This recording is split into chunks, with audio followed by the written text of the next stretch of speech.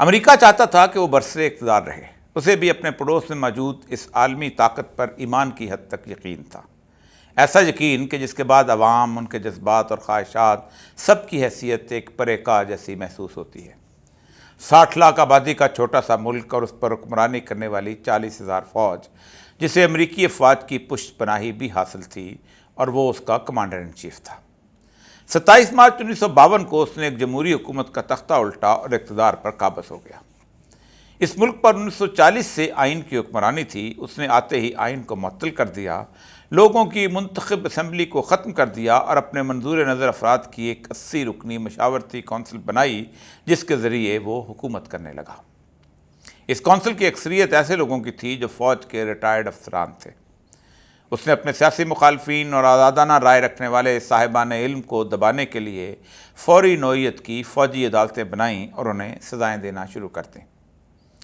اس کی حکومت کا مقصد ملک میں جمہوریت، عوام کی فلاح یا ترقی ہرگز نہیں تھا، بلکہ اس نے اقتدار پر قبضہ ہی اس لیے کیا تھا تاکہ وہ ایک ایسی حکومت قائم کرے جو امریکی پالیسی سازوں کے سامنے جھکی جھکی اور مروب نظر آئے اور ہر معاملے میں امریکیوں کے بتائے ہوئے راستے پر گامزن ہو۔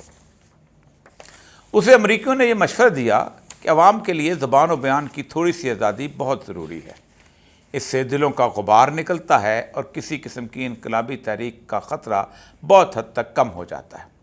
اس نے ایسا ہی کیا، تھوڑی سی پریس کو آزادی دی اور جلسے جلوس نکالنے پر پابندی بھی ختم کر دی۔ پھر کیا تھا، آئے دن یونیورسٹی کے طلباء سڑکوں پر نکلتے، نعرے لگاتے، اپنے گلے بٹھاتے اور گھروں کو لوٹ جاتے۔ لیکن اس نے مزدوروں کی ہڑتال پر پابندی عائد کر دی، کیونکہ وہ یہ سمجھتا تھا کہ اس سے معیشت کا پہیہ رک جائے گا۔ ایسے لوگ جنہیں عوام کے دکھوں اور تکلیفوں سے دور کا بھی واسطہ نہیں ہوتا، ان کے نزدیک قومی خزانے میں دولت کا انبار ہی معیشت کی ترقی کی بنیاد ہوتا ہے۔ اس کے ملک میں چینی سب سے بڑا ذریعہ آمدن تھی۔ معیشت کے ماہرین نے اسے بتایا کہ اگر چینی کی پیداوار کم کرو گے تو قیمت زیادہ ہو جائے گی، کارخانے دار خوشحال ہوں گے اور مزدوروں کی تنخواہیں بھی بڑھ جائیں گی۔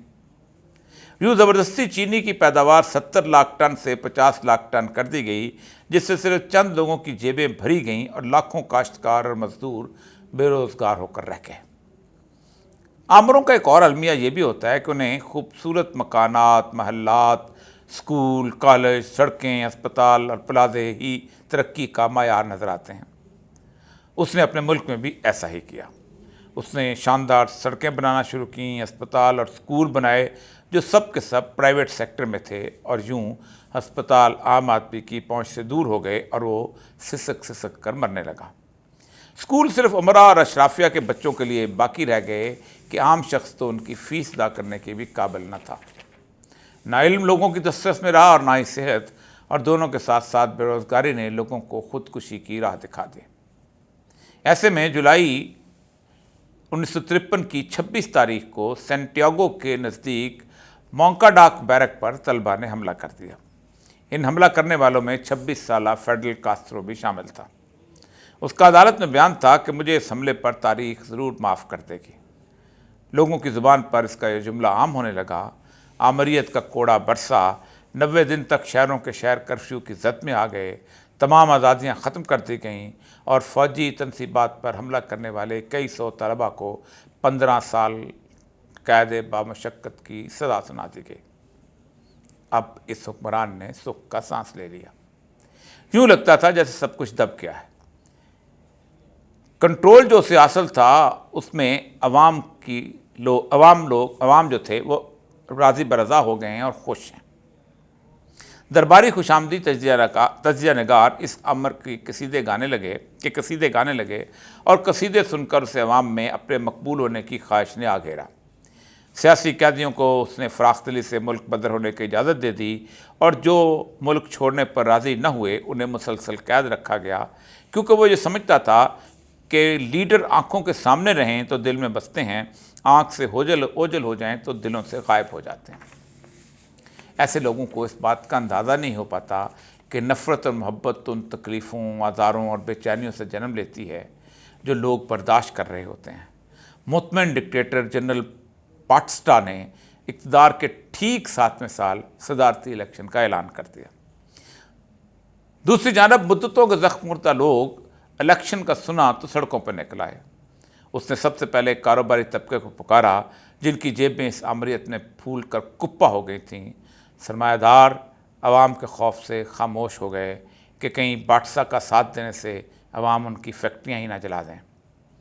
یہ ملک تھا کیوبا، جس کے چرچ نے بھی اسے تحریک کے لیڈروں سے مفاہمت کے لیے کہا، بتایا کہ ہم عوام کی نبض دیکھ رہے ہیں، ابھی بھی وقت ہے، تم سمجھ جاؤ۔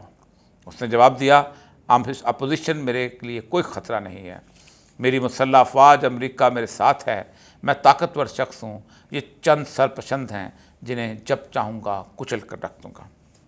نومبر 1958 میں الیکشن تھے، فوج کو ہنگامے کو چلنے کے لیے بھیجا گیا تو وہ سپاہی اپنے ہی ہتھیار باغیوں کے حوالہ کر کے واپس بیرکوں کو لوٹ آئے کہ اپنے ہم وطنوں پر گولی نہیں چلا سکتے تھے۔ ایک چھوٹی سی غلطی اور طاقت پر اندھا اعتماد اسے الیکشن کے میدان میں لے آیا اور پھر باقی تاریخ کا حصہ ہے۔ الیکشن کا دن یوں تو عوام کی رائے کا دن ہوتا ہے، لیکن جیسے اس رائے کو طاقت سے بدلنے کی کوشش کی جاتی ہے تو عوام سب کچھ الٹ کر رکھ دیتے ہیں۔ باٹسا امریکہ کی طرف لپکا، لیکن شاید اس نے گزشتہ 100 سال کی امریکی تاریخ کو نظر انداز کر دیا تھا۔ وہ بھول گیا تھا کہ جب کسی ملک میں عوام کا جم خفیر اٹھتا ہے تو امریکہ سب سے پہلے اس جیسے آمروں سے آنکھیں پھیر کر دوسری سمت ہو جاتا ہے۔ امریکہ کے دروازے کھٹکھٹاتا باٹسا مایوس اور ناکام ہوا تو ایک دن 31 دسمبر 1958 کی رات تاریکی میں ملک چھوڑ گیا۔ اس کے جانے کے بعد 2 جنوری 1959 کی صبح طلوع ہوئی تو پورے ملک میں اس شخص کو اچھے نام سے یاد کرنے والا بھی کوئی موجود نہ تھا۔ اقتدار کے ایوان میں اب پسے ہوئے لوگوں کے ہاتھ پہنچ چکے تھے۔ طاقت کے بل پر حکومت حاصل کر کے اقتدار کو طول دینے والوں کا یہ المیہ ہوتا ہے کہ وہ لوگوں کی خاموشی اور صبر کو اپنی مقبولیت کا گراف سمجھنے لگتے ہیں، لیکن یہ خاموشی اتنی مہیب ہوتی ہے کہ اس کے نیچے ابلتے آتش فشاں کی طرح دہکتی ہوئی آگ حکمرانوں کو کبھی دکھائی نہیں دیتی، اور نہ ہی عوام کے اندر چھپا ہوا شور ان کے کانوں تک پہنچتا ہے۔ پھر ایک دن اچانک عوام کے ہجوم کا ایک لاوا ابلتا ہے، پھر نہ تاج باقی رہتا ہے اور نہ